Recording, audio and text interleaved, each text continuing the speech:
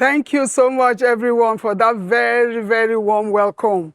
I'm excited to be here today speaking at ELC 2021. My name is Godrey Ogbechie. I am the Group Executive Director of Rain Oil Limited. I cannot tell you how honored I am to be here, and I want to thank the Pastorate of Daystar Christian Center, ably led by Pastor Sam and Nikki Adeyemi, for this wonderful opportunity to speak at this conference this year. But first, let me tell you that I actually did dream of being on a stage like this in Daystar Christian Center someday. I did not know it was going to be at ELC. I wasn't sure exactly what it would be, but when I'm in church or in service and I see people preaching and how they move around and how they behave or act on stage, I imagine myself doing the same thing. And today we are here and I'm speaking at ELC. So better believe me that dreams really do come true. I'm not sure if I should have had that dream, but well, the dream has happened and I'm here today. And I thank you and I thank everyone for this opportunity. And I also want to thank those who have been supporting me since the news broke. It was breaking news, believe it, since the news broke that I am speaking at ELC 2021. We are talking about authentic leadership. That is the overriding theme for the conference this year. And we all know that the world that we are in today is in dire need of leadership. There is shortage of real leadership. In fact, I want to say that in the language of demand and supply, there is a real shortage of supply of leadership, while the demand for authentic leadership is very high. The supply is very, very low. But what do we mean by authentic leadership? I want to believe that some other experts in this conference or outside of this conference would have dealt with this subject, but there is a definition that really resonates with me, and that is by Bill George, one of the experts on authentic leadership out there. Bill George says that authentic leaders, of course, who practice authentic leadership, genuinely desire to serve others through their leadership. They are interested in empowering people the people they lead, to make a difference, more than they are interested in power, money, or prestige for themselves. They are guided by their hearts and by their minds. I don't know if you recognize any leader that fits that role, but we know that in our country, Nigeria, and in several places around the world, we don't have enough leaders who fit this role. But I don't think we need to go too far into the secular to get a definition for authentic leadership. Jesus said to his disciples in Matthew 25 to 28, he said, "You know that the rulers of the Gentiles lord it over them, and those who are great exercise authority over them. Yet it shall not be so among you. But whoever desires to become great among you, let him be your servant. And whoever desires to be first among you, let him be your slave. Just as the Son of Man did not come to be served, but to serve, and to give his life a ransom for many." The key word for me there is to serve, not to be served. You want to be great, you have to serve. Of course, we are not expected to go and hang ourselves on the cross or kill ourselves for other people.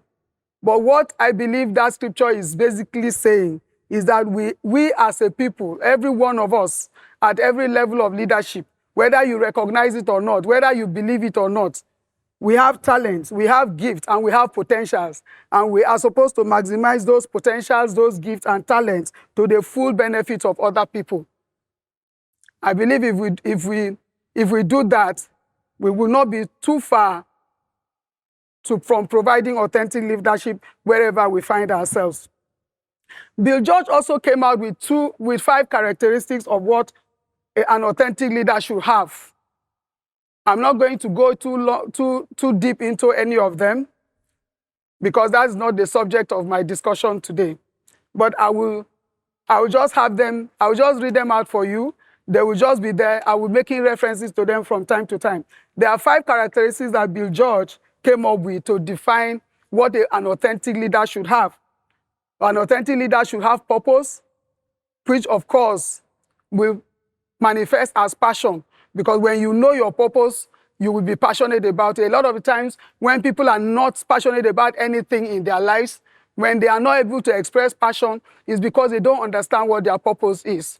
As soon as they understand their purpose, they catch that vision of what they are, what they should be doing. It manifests as passion. Bill George also talked about values and behavior. To provide, you cannot provide authentic leadership without having a set of values that are sacred to you. Values that form boundaries, that are like boundaries around you, that will always guide your behavior. And those values express as the way you behave. For instance, if your value is hard work, then whatever you're doing, you will approach it with that sense of hard work. Even when your mates are sleeping or they are playing around, you know that because you value hard work, you will do things differently. The third part that Bill George talked about is relationships. Authentic leaders seek for relationships. They also make sure that they maintain relationships with people, because without relationships, without the right relationships in your life, you cannot go too far. Authentic leaders are disciplined. And how does that manifest? In consistency. They are consistent in whatever they do.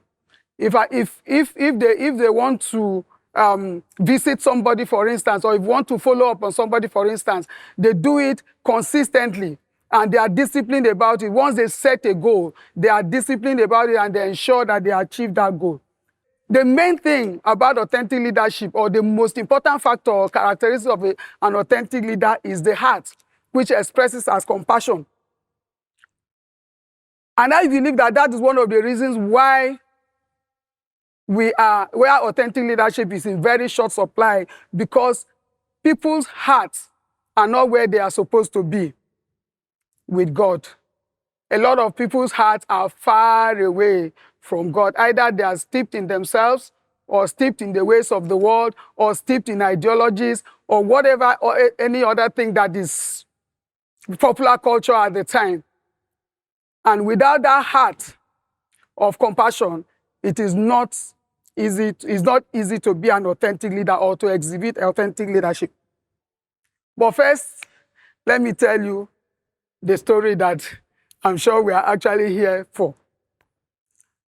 I was born a female child to my parents some years back. I was born at a time when women will have female children and they will cry, because everybody expected the first child to be a male child. And as if that was not bad enough, my mother had 5 girls back to back. So I was born at that time when having a female child was not celebrated. All the people around my father made him feel like something was wrong because he had only girls. Although he eventually had boys, but the first set of years when he didn't have a boy, he was made to feel like something he was missing. So we grew up in that culture where my father was sort of mocked for not having male children. But there was something my father always said. As a first child, he would tell me, whatever happens to my household, however my household turns out, is on you. If my household turns out to be bad, it's on you. If it turns out to be good, it's on you. I believe you will agree with me that that is a very big responsibility to put on the shoulders of a young child. But I took it. I sort of believed it. I sort of believed it. I grew up also in a time when my parents were both teachers, by the way, but they were always posted to the places where you call the backwaters of our area. We were posted to places where to travel from one point to another, you go by canoe, not a boat. A canoe that is paddled by hand. No top on the canoe, so while you're traveling, if it's raining, the rain is on you. If it's shining, the shine is on you. But that was the kind of background I came out of. But there was something else my father always said. He told me that if you do not have a male dog, you use a female dog for hunting, which to me meant that, not to me, but that was the interpretation of that saying is that you don't need, if you don't have a male child, you can achieve whatever you want to achieve with your female children. So that was the kind of upbringing I had. So from a very early age, I think I would say I was exposed to leadership, not because I was the first to be born, but because I took on the responsibility, because I was trained to be a leader and to provide leadership, not only to my siblings, but to my cousins, because I also happen to be the first grandchild on my maternal side of the family. So I grew up in that kind of background, eventually went on to secondary school and then university or college, as they call it in some places. And I became a Christian, and a lot changed in my life. My values, the purposes for which I lived for, also changed. And then after university, I went on to do my youth service, as most people would know, the national youth service that every graduate in Nigeria has to undergo. And then I landed a job with the bank I did my youth service with, and then I started work. While I was working in that bank, all I wanted to do, even though my day job was going to work as a banker, but all I wanted to do in that place was maintain a testimony of a Christian in that bank. So I remember one very funny thing that happened that a friend of mine later told me impacted him very, very greatly. I was going to work, and the gate to the house was locked. And we lived in a kind of an apartment complex where the last person to come in will lock the gate, and the first person to go out will open the gate the next day. So I happened to be the first person to go out the next day, and there was no key to open the gate. And I could not leave for work. And I was running late. And I was like, what will I tell my bosses at work? What will I say is the reason for my lateness? I will not lie. I cannot lie. Not because I've never lied after that, but I'm just trying to make a point. And I started crying. And my neighbors, my friends that lived in the same area, in the same apartment, were asking me, what's the matter? And I'm like, oh, they cannot open the gate. No, why are you crying? I say, I cannot go to work. If I go late, I won't be able to lie why I've come late. And I've always told everybody that I'm a Christian. If I go late, they will now say that I am no longer behaving like a Christian. And it sounded really silly now. It sounds really silly now that I'm thinking about it. But I remember clearly that one of my neighbors, somebody who was there, came to me and said that impacted him so much, and he made up his mind that he will never, ever go late to work again. I believe that at that point in time in my life, I was living a value which I did not even recognize. After working in that bank for a number of years, I joined another bank, and then eventually I left banking and joined Rain Oil, the company I had co-founded with my husband that I talked about earlier. I joined Rain Oil full-time. As at the time I joined Rain Oil was doing what they know how to do best, selling petroleum products. But there was much more that we could do that we were not doing. And the very first thing I introduced in Rain Oil when I joined Rain Oil was to bring the whole team together and have a strategic retreat. And why did I do that?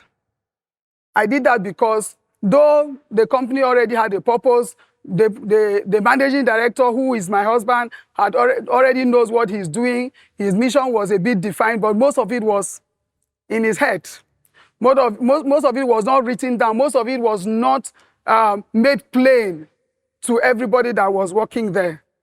So it meant that we were all not on the same page as far as working in the company is concerned. So I organized the very first retreat and brought everybody that was at any level of leadership whatsoever, and all the employees who had a minimum of a first degree for that retreat. And what we aimed to achieve in that retreat, which we did, was to carve out the mission and vision for the company and to establish the values of the company. And that is what we are still using to this day. Whether you are an individual, whether you are an organization, whether you are a family, whether you are a nation, you cannot move very far, you cannot go very far, and you cannot you cannot achieve a lot if you don't understand the purpose for why you are where you are and why you're doing what you do. And you do not have the values that guide your behavior. As a leader, I have faced a lot of challenges. I told you about the time I was in college. Because of my background, I needed to work to support my family. Because like I told you, my father didn't have a male child for a long time, and eventually he succumbed to best advice and became polygamous. And yes, he actually did have a male child eventually. But that also meant that there were more mouths to feed, and the resources were getting thinner, and that means the children needed to work to support the family. Remember, I told you they were both teachers, primary school teachers. So your guess is as good as mine how much their salary was at the time. So we needed to work. And then when I was in my 4th year in the university, a new company came up in my village. They bought a very big expanse of land and wanted to go into agriculture. By the way, I studied agricultural economics. So I went there with my shoulders very high to go and get a job in that farm. And they looked at me and said, "Oh, you are in your year 4?" I said, "Yes, I'm in my year. I just finished my 3rd year and I'm going into my 4th year. So I want a job where I will learn farm management, I will learn bookkeeping, I will learn accounting, I will learn all those things that they've been teaching us in the classroom." And the man looked at me and told me there was no vacancy. That's not the important part of the story. So I said, "Okay, what is available?" He said, "Well, the only job that is available is manual work. So you have to go into the farm." Then the maize was just ripening and ready to be plucked. But they did not have a machine or a tractor. Yes, they did not have the mechanical equipment that was required to do the harvesting of the maize. The harvesting of the maize had to be done by hand. And said, well, and that was a job that was actually reserved for the laborers, those who did not go to school, the uneducated, the illiterate. And here I was, an undergraduate, almost graduating from university, and they told me that was the only work that was available. I took it, because in any case, in my parents' house, I go to farm. So I took it. It wasn't a big deal. I was the most educated laborer on that farm that year, because there was no other person apart from the managers of the farm who had a degree. I was the most educated laborer. So every morning I would report to work and carry my sack, put it on my shoulder, enter the farm, pluck the maize, come back and empty it, and they would tick my name. So at the end of the day, depending on how many maize bags you are able to empty, you are paid. After working for about 2 months, my whole salary was 1,100 naira. Oh, no, sorry, 110 naira. That was my whole salary after that. But one of the reasons why I remember this story and I never forget is that along the line, the engineer on site approached me and said, young girl, you're very hardworking, you're very beautiful, you're very educated. Why are you doing this kind of work? You know I can help you, right? And I'm like, yeah, why not? But what can you do for me? He said, I can bring you into the office, so you do the office work instead of going around with all these laborers and all that. I said, but that was what I applied for initially, but I was never considered. He said, but I can help you, but you need to come and see me. At that time, the farm managers lived in the city, 10 minutes away from the farm, and they lived in a hotel. And he said I needed to go and see him in his hotel. I'm like, why do I need to come and see you in the hotel? We can talk about it here and conclude it here. And he was like, you need to come and see me now. Don't you know what I'm talking about? You are a woman now, you should understand.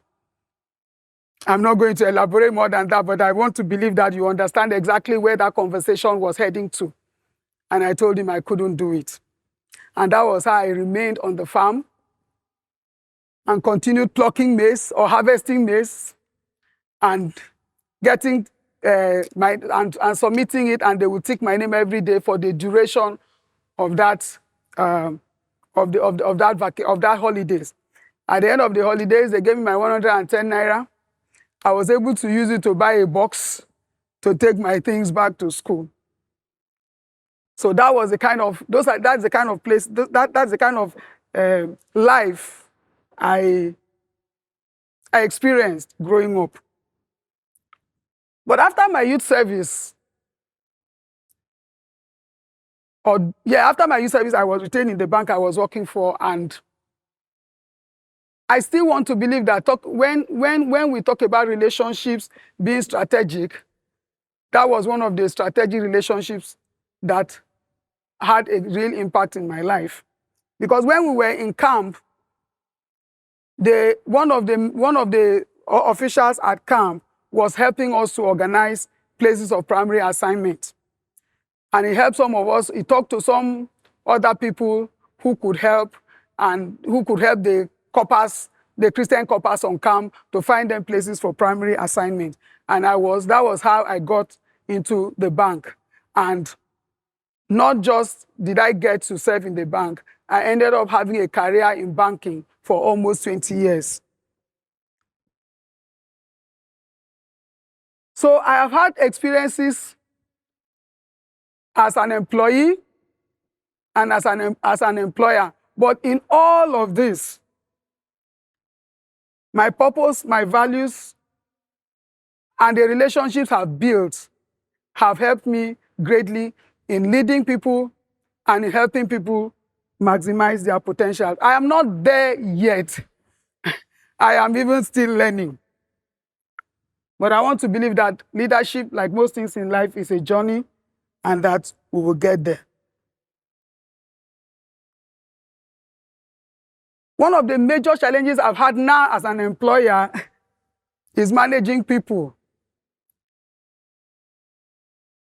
I want to say that people can make or mar you as a person. They can make or mar you as a business. They can make or mar you as a family, as a nation, of course. Everywhere we hear people talk about how people are the most important resource that there is. And it's the same thing because it's the same thing with God, because people are the most important thing to God. I mean, they are the crown. We as a people are the crown, or the crowning glory of God's creation. God loves people, and people are very important, but people are very, very challenging to manage. Sometimes even getting the right people to work for you is as difficult as getting water out of a stone. But if you are lucky enough to get, or let me not use the word luck, if you are strategic enough and you know the right methods to use to hire the right set of people, then you know that you can build an organization. Because it is actually the job of the leaders to ensure that that relationship and that connectedness exists in a form that both the people that are working for you and the people that are leading them. And when I talk about relationships, it's not just from the obvious leader and to the rest of the people. It's not the obvious leader against the rest of the people. There's leadership happening at every step, every level of the organization. I mean, most organizations we have our organics or our organizational structure where you have people reporting to a set of people, another setting, and another group reporting to another set of people, and eventually everything tapers down to the man or to the guy or the woman at the top. But we know that leadership is happening at every level of the organization. And it is very important that the leaders of the company or the leaders of the organization do not ignore whatever is happening at the other echelons of leadership. Because sometimes the obvious leader or the obvious leader in your company may not be the person that everybody knows. You might have a colleague there who is feeding the other staff with information that is incorrect. That might influence, like John Maxwell says, that leadership is influence. Once somebody is able to influence people either positively or negatively in your organization, the person is a leader. So sometimes you might have the divisional head or the group head of a division or of an area of the business who is sitting down there, but you know that somebody else is actually influencing what is going on in that organization. So it's very important that we allow we allow the principles of authentic leadership to cascade all the way to the organization down the line, even to those people who are not yet leaders.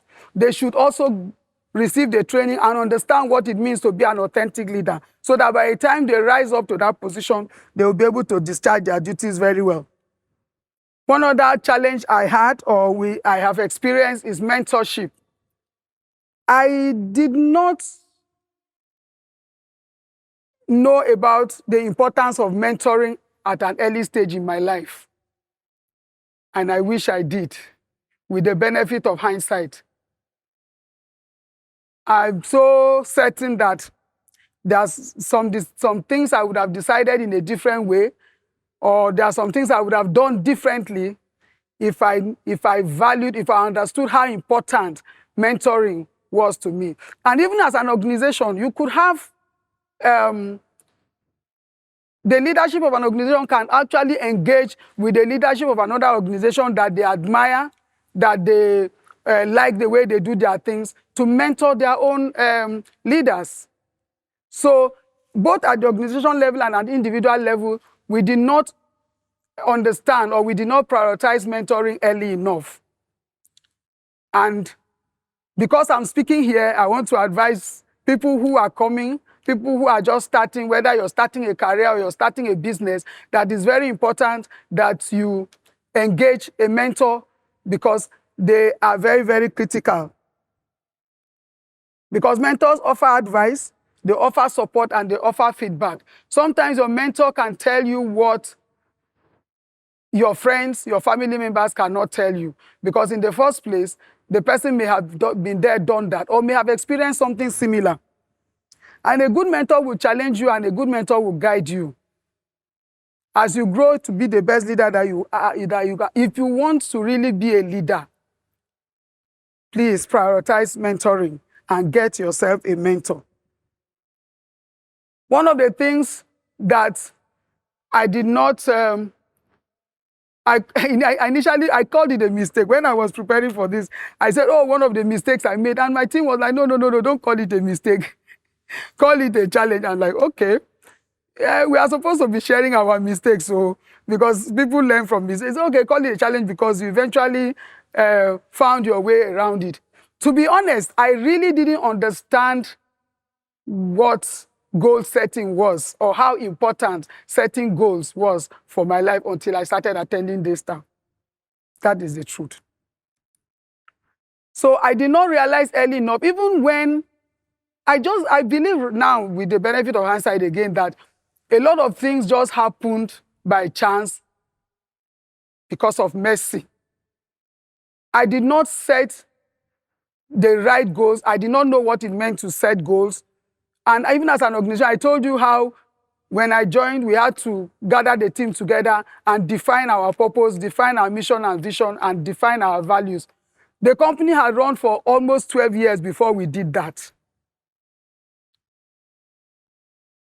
All that we knew what we wanted to achieve, we knew where we wanted to go, but all of that was just existing in the head space.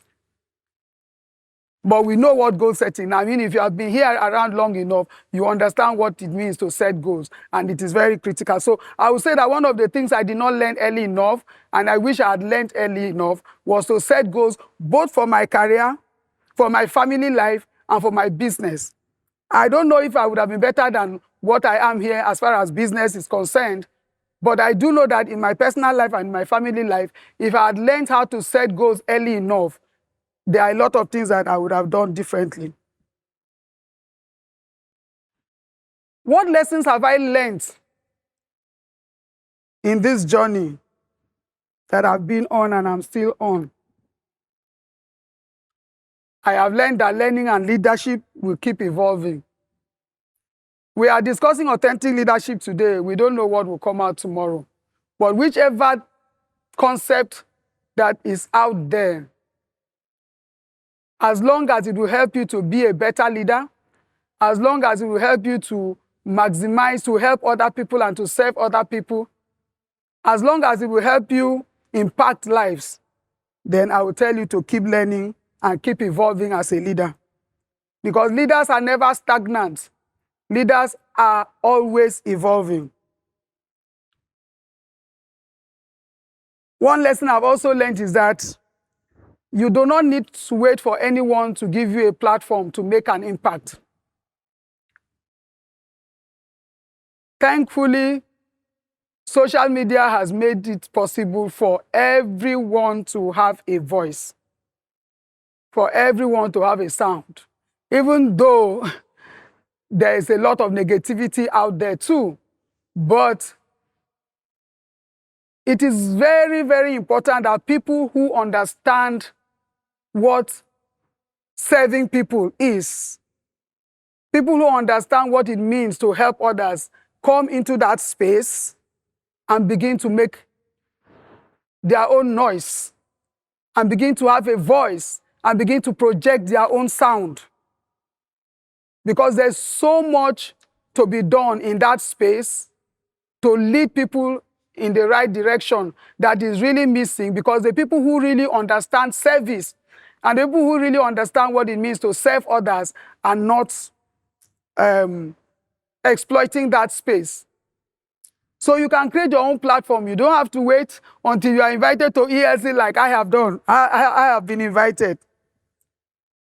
You can create your own platform. You can gather your own team together and just make sure that you are helping others and you are impacting life. I would tell you that I did not have any visible platform to be able to do some of the things I have done in the past. And I'll just mention a few of them. At least I am very, very, very certain of 2 ideas that I came up with in Daystar Christian Center that have been very impactful.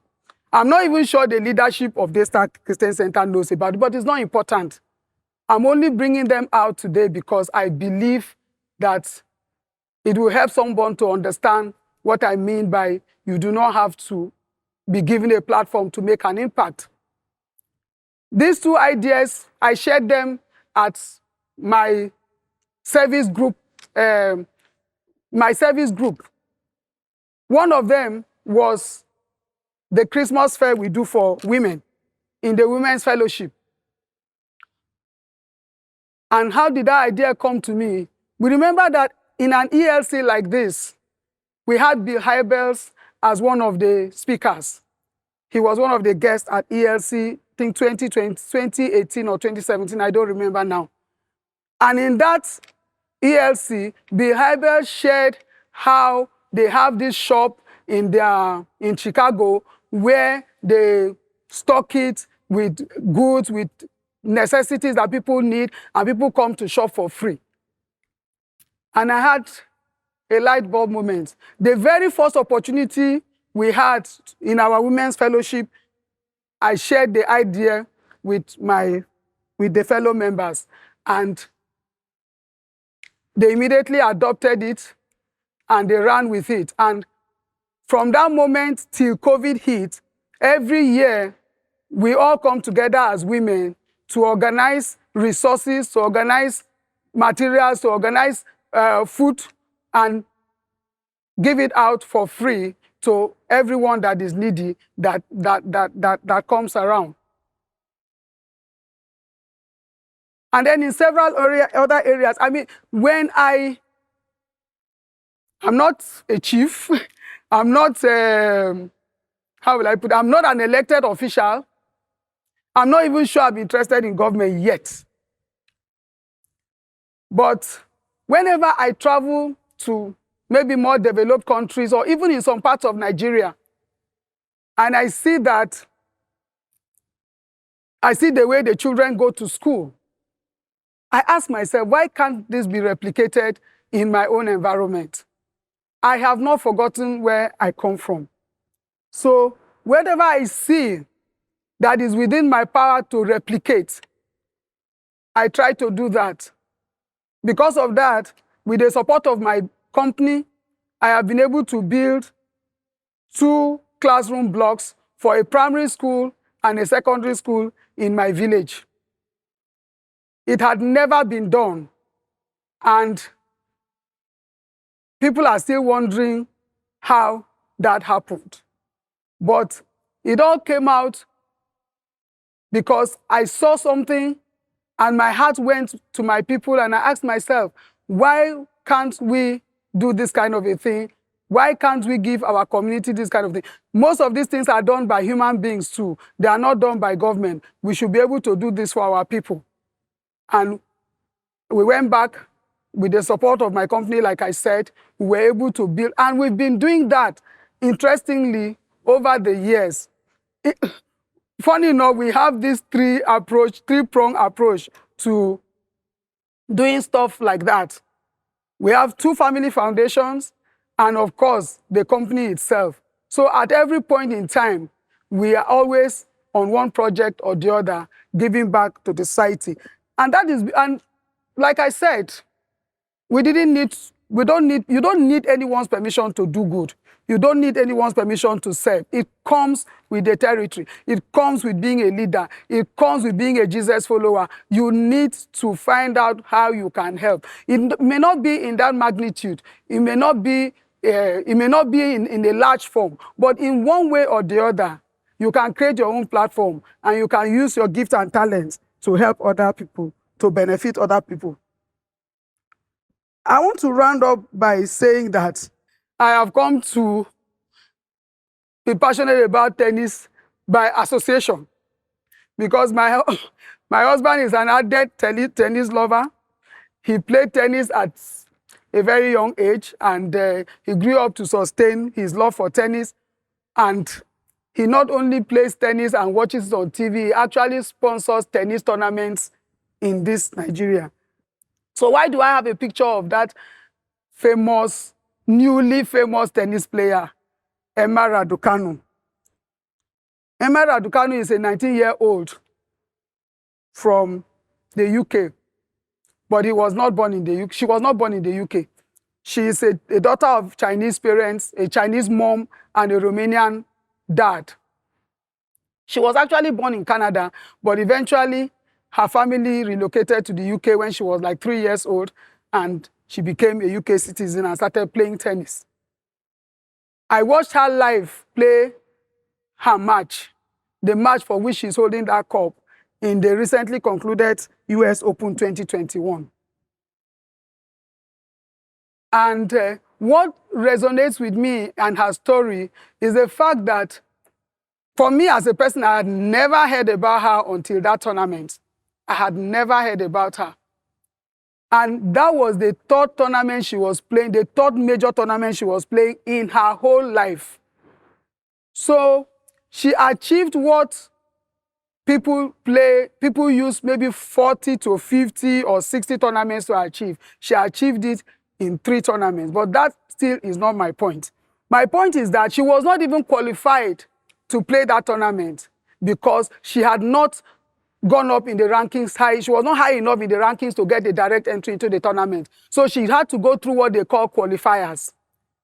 And with nobody giving her any chance in the world whatsoever, she kept winning 1 game per time, 1 game per time, and she played and got out of the qualifying zone and eventually entered what they call the main draw in tennis, where you now actually enter the real competition. And there are 128 people who play that, who are at that level. And then out of 128 people, she emerged the winner. And that lesson has stuck in my brain. She was not qualified to play that tournament. Like I said, most people in the world didn't even know she existed unless you are a member of the tennis family. You are an ardent tennis follower. As much as I follow tennis, I did not know she even existed.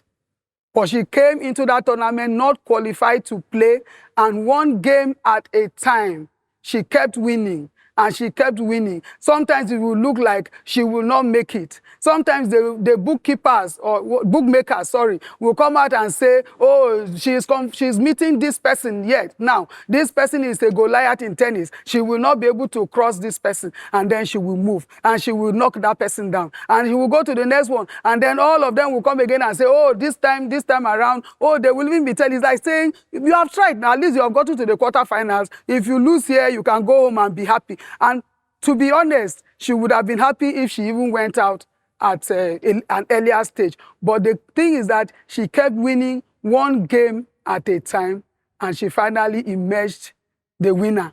And today she has made history as the first tennis player who has won US Open or any tennis tournament for that matter, right from the qualifying stages. So that lesson stuck with me, and I want to reiterate the fact that, yes, you do not need a platform. You do not even need anyone to qualify you. You do not even need anyone to tell you you can do it or you cannot do it. As long as you are able to say that to yourself, as long as you are able to keep believing in yourself, you will be able to achieve the goals that you have set for yourself.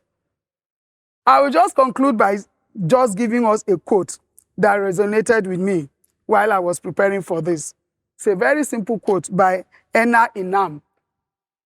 And she said, authentic leadership is the full expression of me for the benefit of we.